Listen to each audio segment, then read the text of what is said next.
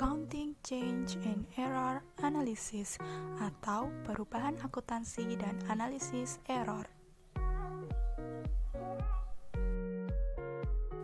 Video ini disusun oleh kelompok 9 yang beranggotakan Ika Wahyuningsih, Ayu Kurnia Utami, Dianifa Zikra, dan Ainaini Masruroh. Dalam materi perubahan akuntansi dan analisis error, kita akan membahas yang pertama, perubahan akuntansi, yang kedua, perubahan pada estimasi akuntansi, yang ketiga, akuntansi error atau kesalahan, dan yang keempat, analisis error atau kesalahan.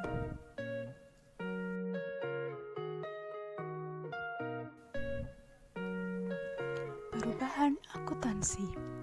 Perubahan akuntansi dibagi menjadi dua, yakni perubahan dalam kebijakan akuntansi dan perubahan dalam estimasi akuntansi.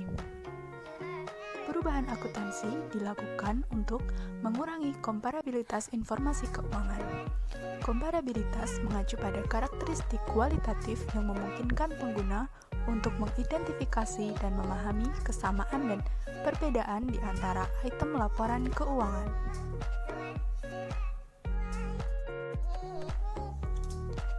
Kita bahas yang pertama adalah perubahan dalam kebijakan akuntansi. Perubahan ini dapat terjadi ketika perusahaan merasa jika perubahan ini diterapkan, maka akan menyajikan laporan keuangan yang lebih relevan dan informasi yang lebih bagus daripada metode yang terdahulu. Contohnya adalah perubahan dari basis inventory pricing dari average cost ke metode FIFO. Yang kedua, perubahan metode pengakuan pendapatan dari cost recovery ke metode percentage of completion method. Terdapat 3 pendekatan dalam pelaporan perubahan. Yang pertama, pendekatan Karmli.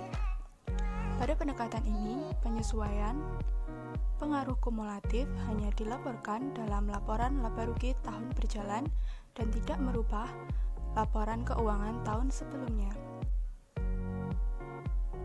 Yang kedua, pendekatan retrospectively. Penyesuaian dilakukan dengan menyusun kembali laporan keuangan tahun sebelumnya atas dasar konsistensi dan prinsip yang baru ditetapkan. Perusahaan nantinya akan menyajikan pengaruh kumulatif dari perubahan sebagai penyesuaian atas laba ditahan tahun paling awal yang disajikan dalam laporannya. Yang ketiga, pendekatan prospectively. Pada pendekatan ini, biasanya tidak merubah hasil yang dilaporkan sebelumnya, dan saldo awal tidak perlu disesuaikan.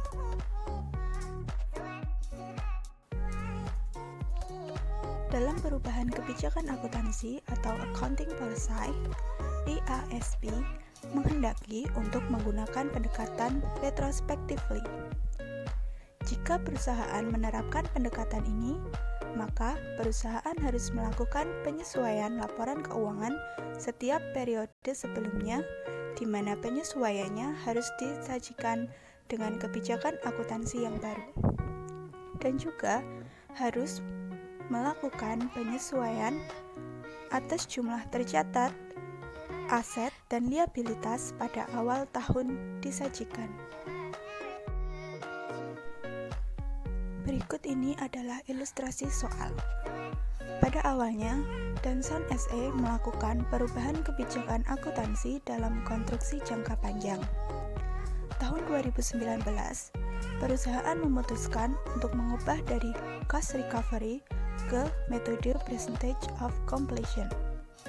Manajemen percaya bahwa pendekatan itu dirasa lebih tepat dibanding dengan pendekatan yang lama untuk tujuan pajak dan berencana untuk melakukannya di masa depan. Maka, yang harus dilakukan oleh Danson SE yang pertama adalah melakukan perbandingan laporan laba rugi dengan menggunakan dua metode, yakni Cost Recovery Method dan Percentage of Completion Method pada tahun 2017, 2018, dan 2019 seperti pada gambar berikut. Selanjutnya adalah pembuatan data untuk penyesuaian retrospektif.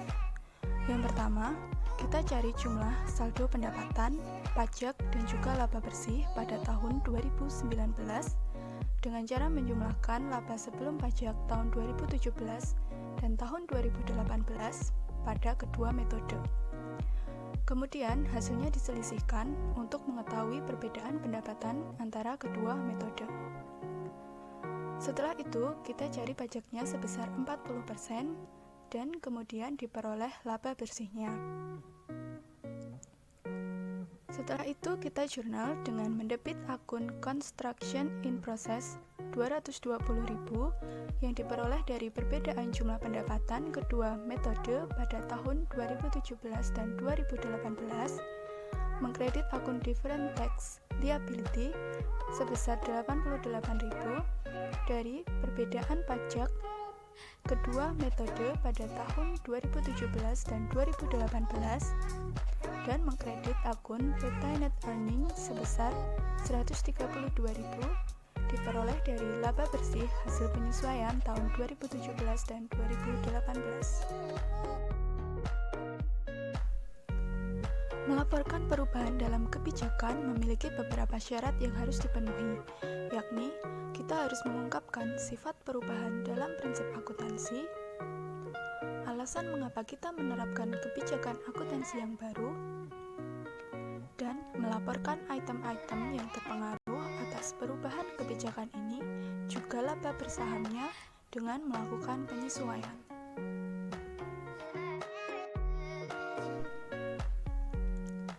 Langkah terakhir yang kita lakukan adalah melakukan penyesuaian retained earnings. Pada retained earnings sebelum penyesuaian diperoleh sebesar 1.600.000 pada tahun 2017, 1.696.000 pada tahun 2018, dan 1.810.000 pada tahun 2019. Kemudian setelah dilakukan penyesuaian, diperoleh retained earnings 1 Januari 2018 sebesar 1.720.000 pada metode percentage of completion dan 1.600.000 pada metode cost recovery, sehingga diperoleh perbedaan kumulatif sebesar 120.000. Jumlah perbedaan kumulatif 120.000 dimasukkan setelah melaporkan laba ditahan awal tahun 2018. Sehingga yang tadinya melaporkan laba ditahan awal sebesar 1.600.000 di comparative return 2019 akan melaporkan laba ditahan baru menjadi 1.720.000. Kemudian, jumlah net income-nya tetap sebesar 108.000 sehingga retained earnings akhir di tahun 2018 sebesar 1.828.000 sekaligus sebagai retained earning awal 1 Januari 2019.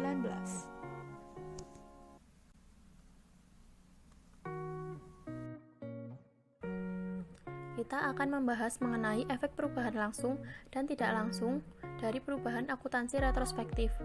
Perubahan akuntansi retrospektif merupakan penerapan akuntansi baru untuk transaksi, peristiwa, dan kondisi lain seolah-olah kebijakan tersebut telah diterapkan. Langsung saja, efek perubahan langsung dan tidak langsung. 1. Efek langsung. IASB mengambil posisi bahwa perusahaan harus secara retrospektif menerapkan efek langsung dari perubahan kebijakan akuntansi. Contoh efek langsung adalah penyesuaian terhadap saldo persediaan sebagai akibat dari perubahan dalam metode penilaian persediaan. Contoh, Lancer Company harus mengubah jumlah persediaan pada periode sebelumnya untuk menunjukkan perubahan pada metode persediaan yang awalnya menggunakan metode biaya rata-rata menjadi metode FIFO. 2. Efek tidak langsung. Efek tidak langsung adalah setiap perubahan pada arus kas saat ini atau di masa depan dari sebuah perusahaan yang dihasilkan dari perubahan kebijakan akuntansi yang diterapkan secara retrospektif. Contoh efek tidak langsung adalah perubahan bagi hasil atau pembayaran royalti yang didasarkan pada jumlah yang dilaporkan seperti pendapatan atau laba bersih. Yang selanjutnya adalah ketidakpraktisan. Perusahaan tidak boleh memakai penerapan retrospektif apabila menemui salah satu dari kondisi berikut. 1. Perusahaan tidak dapat menentukan pengaruh penerapan retrospektif. 2. Penerapan retrospektif memerlukan penetapan asumsi-asumsi mengenai rencana kerja pihak manajemen pada periode terdahulu. 3. Penerapan retrospektif memerlukan estimasi-estimasi signifikan terkait periode terdahulu, dan perusahaan tidak dapat secara objektif mengesahkan informasi yang diperlukan dalam menetapkan estimasi-estimasi tersebut. Jika terdapat kondisi seperti di atas, maka dianggap tidak praktis untuk menerapkan retrospektif. Dalam hal ini, perusahaan secara prospektif menerapkan kebijakan akuntansi baru pada tanggal paling awal yang dapat dilakukan.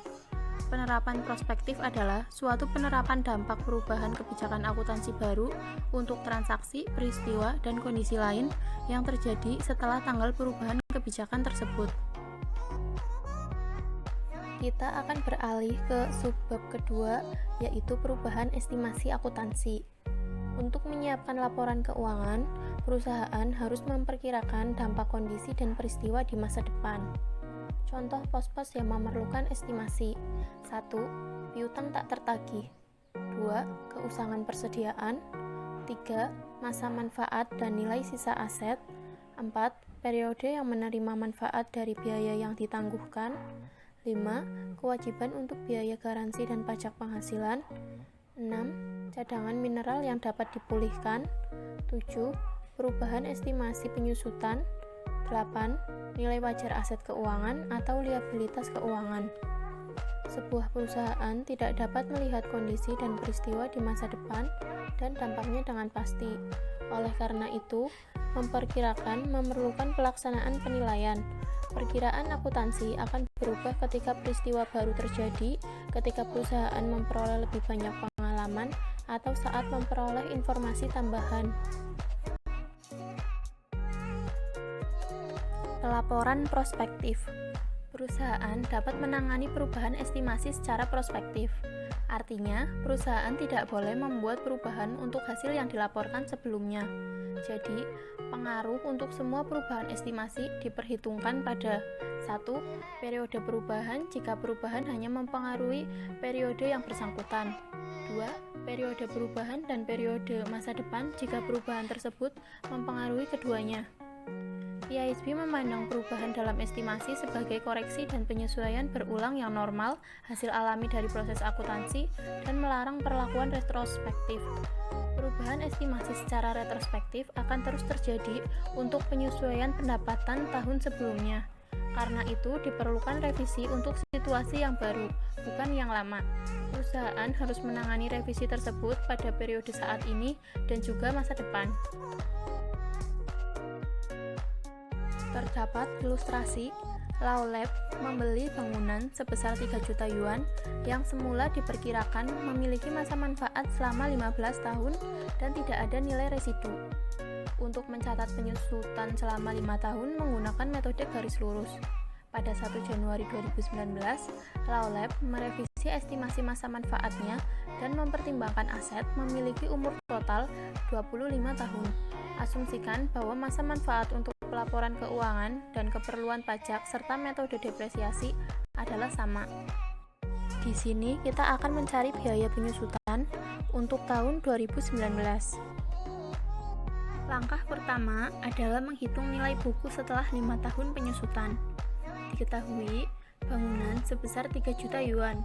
Akumulasi penyusutan bangunan diperoleh dari harga bangunan dibagi masa manfaat, yaitu 3 juta yuan dibagi 15 tahun sama dengan 200.000 yuan, kemudian dikali masa penyusutan yaitu 5 tahun dan didapat 1 juta yuan. Nilai buku bangunan didapat dari bangunan dikurangi akumulasi penyusutan bangunan sehingga didapat 2 juta yuan. Selanjutnya adalah menghitung penyusutan setelah perubahan estimasi. Nilai buku bangunan yang sudah kita cari tadi sebesar 2 juta yuan dibagi sisa masa manfaat yang didapat dari umur total yang sudah direvisi dikurangi penyusutan, atau 25 tahun dikurangi 5 tahun sama dengan 20 tahun, sehingga menghasilkan perubahan penyusutan sebesar 100.000 yuan. Sehingga Lao Lab mencatat penyusutan untuk tahun 2019 adalah sebagai berikut. Di bagian debit, beban penyusutan bangunan sebesar 100.000 yuan. Di bagian kredit, akumulasi penyusutan bangunan sebesar 100.000 yuan. Masih dengan pelaporan prospektif, perusahaan terkadang merasa kesulitan untuk membedakan antara perubahan dalam estimasi dan perubahan dalam kebijakan akuntansi. Jika perusahaan tidak mungkin untuk menentukan apakah perubahan tersebut merupakan perubahan estimasi atau kebijakan akuntansi, maka aturannya adalah mempertimbangkan perubahan sebagai perubahan dalam estimasi. Contohnya adalah perubahan metode depresiasi atau penyusutan. Perusahaan mengubah metode penyusutan berdasarkan perubahan estimasi tentang manfaat masa depan aktiva yang berumur panjang. Dalam hal ini, kita juga tidak bisa memisahkan pengaruh perubahan kebijakan akuntansi dalam perubahan estimasi tersebut. Karena itu, perusahaan akhirnya memperhitungkan perubahan metode penyusutan sebagai perubahan estimasi. Masalah yang sama terjadi dalam membedakan antara perubahan estimasi dan koreksi kesalahan. Aturan umumnya adalah perusahaan harus mempertimbangkan secara hati-hati perkiraan yang nantinya terbukti benar sebagai perubahan estimasi. Perusahaan harus menggunakan penilaian yang baik dalam menerangi semua keadaan. Yang selanjutnya adalah pengungkapan. Pengungkapan adalah penyampaian informasi keuangan suatu perusahaan atau informasi yang diberikan oleh perusahaan kepada pihak-pihak yang berkepentingan mengenai keadaan perusahaan. Perusahaan harus mengungkapkan sifat dan jumlah perubahan dalam estimasi akuntansi yang memiliki pengaruh pada periode sekarang atau diharapkan memiliki pengaruh di periode mendatang, kecuali tidak praktis untuk memperkirakan efek tersebut. Sebagian besar perusahaan tidak perlu mengungkapkan perubahan dalam estimasi akuntansi yang dibuat sebagai bagian dari operasi normal, seperti tunjangan piutang tak tertagih atau persediaan usang, kecuali perubahan tersebut bersifat material. Nah, selanjutnya kita akan membahas tentang pembahasan selanjutnya mengenai accounting changes dan error analysis, yaitu perbaikan kesalahan akuntansi. Nah, dalam perbaikan kesalahan akuntansi ini terdapat beberapa tipe-tipe perbaikan, yaitu yang pertama adalah perbaikan perubahan dari kebijakan akuntansi yang tidak berlaku umum menjadi kebijakan akuntansi yang dapat diterima secara umum. Lalu selanjutnya adalah adanya kesalahan penghitungan. Biasanya ini adanya kesalahan penghitungan matematis yang dilakukan oleh seorang akuntan. Lalu yang ketiga adalah adanya perubahan estimasi yang terjadi karena perusahaan tidak mempersiapkan perkiraan itikat baik yang akan terjadi selanjutnya. Lalu yang keempat, adanya kegagalan untuk bertambah atau menunda pengeluaran atau pendapatan tertentu dari perusahaan tersebut. Dan yang kelima adalah penyalahgunaan fakta. Dan yang keenam adalah kesalahan klasifikasi biaya sebagai beban bukan aset ataupun sebaliknya. Nah, dalam perbaikan kesalahan ini ada beberapa hal yang harus ditekankan, yaitu yang pertama adalah semua akun yang ada pada perusahaan tersebut haruslah dikoreksi. Lalu yang kedua, rekam koreksi kesalahan dari periode sebelumnya sebagai penyesuaian terhadap saldo awal laba ditahan pada periode berjalan. Lalu yang ketiga adalah koreksi semacam ini disebut penyesuaian periode sebelumnya. Dan untuk laporan komparatif, perusahaan harus menyajikan kembali laporan sebelumnya terpengaruh untuk mengoreksi kesalahan yang ada pada perusahaan tersebut. Nah, untuk masalah perbaikan kesalahan ini kita dapat memberikan contoh ilustrasi, yaitu pada perusahaan Selektro. Yaitu pada tahun 2012, pemegang buku untuk perusahaan Selektro menemukan kesalahan. Pada tahun 2011, perusahaan gagal untuk mencatat $20.000 penyusutan beban pada sebuah bangunan baru yang baru dibangun. Bangunan ini satu-satunya aset yang didepresiasi Selektro. Perusahaan mencatat beban penyusutan dalam SPT-nya dan melaporkan pajak penghasilannya hutang. Nah, dari ilustrasi tersebut kita dapat melihat income statement yang dapat kita lihat pada layar tersebut. Nah, Di sini kita dapat melihat income statement dengan kesalahan dan tidak dengan kesalahan. Nah, ketika dengan kesalahan, dia tidak mencatat adanya beban depresiasi. Sehingga di sini kita dapat melihat pertama kita memiliki income before depreciation expense sebesar 100.000. Nah, akan tetapi kesalahannya terdapat pada beban depresiasinya yang seharusnya dicatat ada sebesar 20.000, tetapi di sini tidak dicatat, sehingga dia menjadikan income before income tax sebesar 100.000, padahal seharusnya dia dikurangi oleh beban depresiasi sehingga menjadi 80.000. Kemudian adanya current itu benar 32.000, dan di sini kita salah mencatat, yaitu adanya pajak tanggungan sebesar 8.000, padahal seharusnya tidak ada pajak tanggungan sebesar 8.000, sehingga perusahaan salah mencatat net income-nya menjadi 60.000, padahal seharusnya adalah 48.000. Nah, dari income statement tersebut kita dapat melihat entry data yang seharusnya dilakukan oleh perusahaan dan yang telah dilakukan perusahaan. Padahal yang seharusnya dilakukan perusahaan adalah perusahaan mencatat beban depresiasi, akumulasi beban depresiasi di debit sebesar 20.000 dan depresiasi bangunan di kredit sebesar 20.000, serta mencatat adanya beban pajak pendapatan sebesar 32.000 di debit dan pembayaran pajak di kredit sebesar 32.000. Akan tetapi perusahaan salah mencatat laporan tersebut menjadi tidak adanya entry yang dibuat untuk pengakuan depresiasi dan pengakuan income tax expense di debit sebesar 40.000, dan di kredit perusahaan mencatat adanya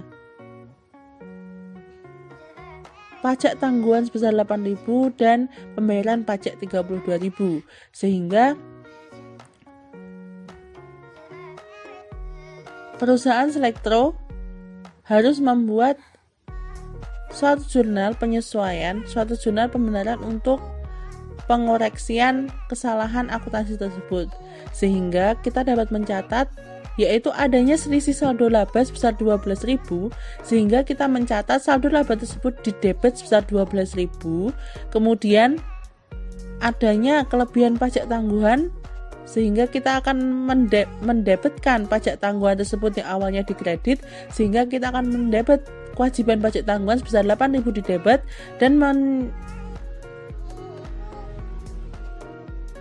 menentukan bahwa adanya akumulasi penyusutan bangunan di kredit sebesar 20.000.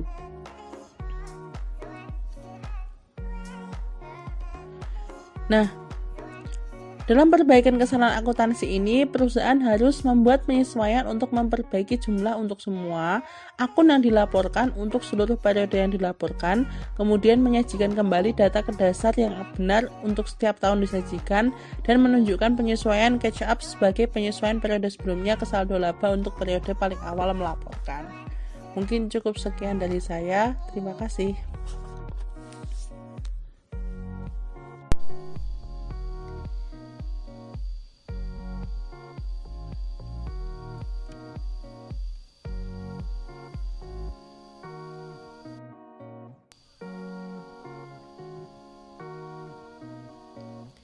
Koreksi adalah tindakan pembetulan secara akuntansi karena adanya kesalahan agar akun-akun yang tersaji dalam laporan keuangan entitas menjadi sesuai dengan yang seharusnya. Kesalahan dalam penyusunan laporan keuangan dapat terjadi pada satu atau beberapa periode sebelumnya yang baru ditemukan pada periode berjalan.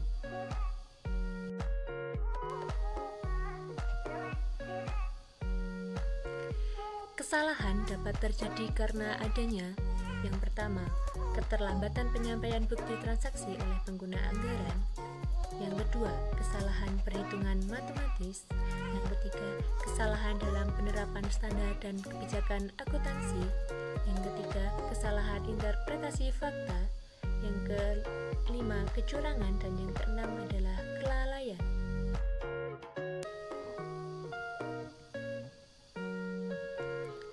Perusahaan pada umumnya tidak memperbaiki kesalahan yang tidak memiliki pengaruh signifikan terhadap penyajian laporan keuangan.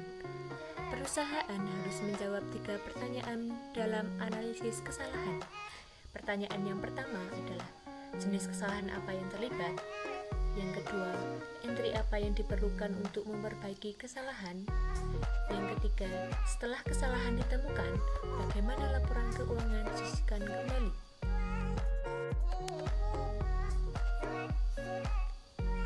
Kesalahan laporan posisi keuangan merupakan kesalahan yang hanya mempengaruhi penyajian aset, liabilitas, dan juga ekuitas.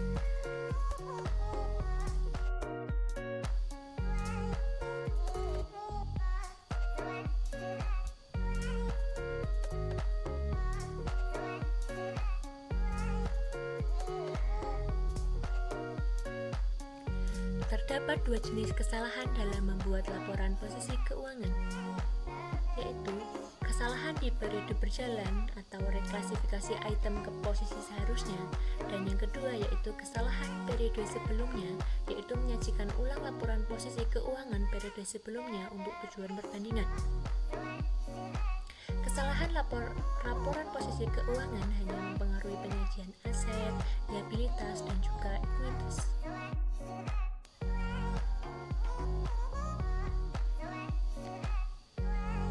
Kesalahan laporan pendapatan melibatkan klasifikasi pendapatan atau pengeluaran yang tidak tepat.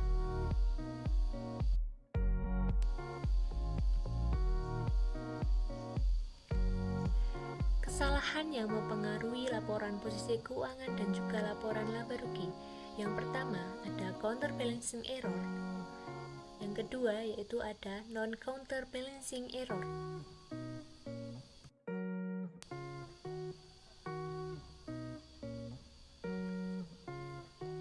Counterbalancing error merupakan kesalahan yang akan tertutupi dengan sendirinya selama 2 periode.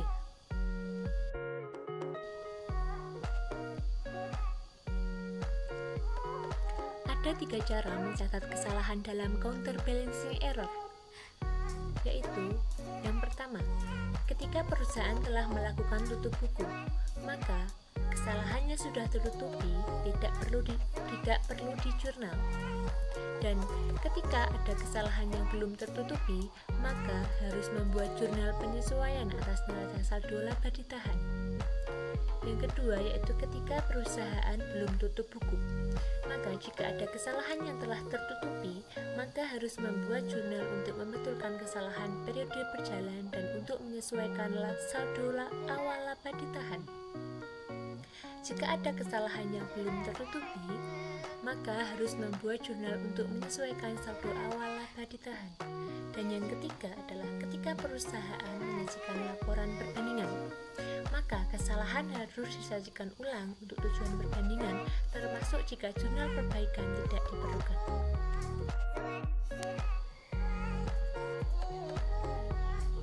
Non-counterbalancing error merupakan kesalahan yang tidak akan tertutupi pada periode akuntansi selanjutnya, atau memerlukan waktu lebih dari 2 periode untuk memperbaiki diri sendiri.